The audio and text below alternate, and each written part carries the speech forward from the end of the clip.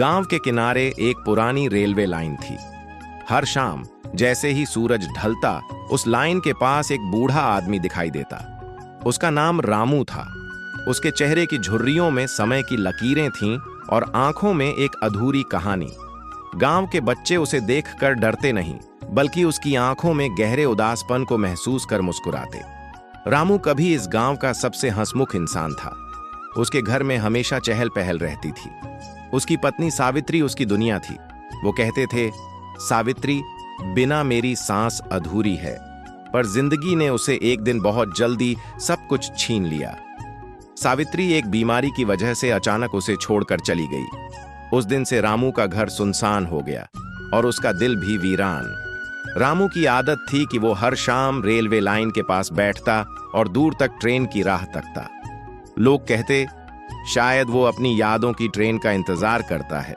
उसके पास कोई नहीं था, लेकिन वो अकेलेपन में भी अपने अतीत की खुशियों को महसूस करता। एक दिन गांव के बच्चे उससे पूछ बैठे, दादा, आप हर दिन यहाँ क्यों बैठते हो?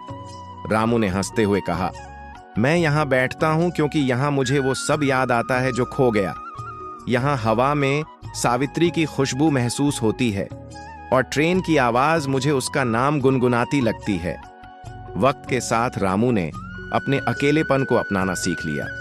उसने गांव के बच्चों को कहानियां सुनाना शुरू किया। हर कहानी में उसकी पत्नी की यादें बसी होती। बच्चे उसकी कहानियों में खो जाते और रामू की आंखों में चमक लौट आती। एक दिन रामू को अचानक बहुत कमजोरी महसूस हुई। बच्चे उसे देखकर घबरा गए। गांव के लोग भी इकट्ठे हुए। रामू ने हाथ उठाकर कहा, डरो मत, मैं सिर्फ एक लंबा सफर तय करने जा रहा हूं। उसने अपने आखिरी शब्दों में बच्चों से कहा, सच्ची खुशियां दूसरों को खुश देखकर मिलती है, इसलिए हमेशा दिल में प्यार रखो। रामू का शरीर वहीं रेलवे लाइन के पास शांत हो गया, लेकिन उसकी कहानी गांव में हमेशा जीवित रही।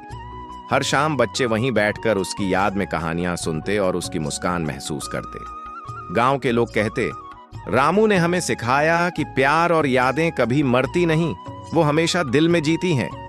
रामू का जीवन भले ही खत्म हो गया, लेकिन उसकी आत्मा हर उस जगह मौजूद थी जहां प्यार और यादें बसती हैं। उसका अकेलापन अब बच्चों की हंसी में बदल गया और गांव में एक नई उम्मीद की किरण जगी। तो दोस्तों, अगर कहानी पसंद आई हो तो लाइक, सब्सक्राइब और बेल आइकन दबाना मत भूलना।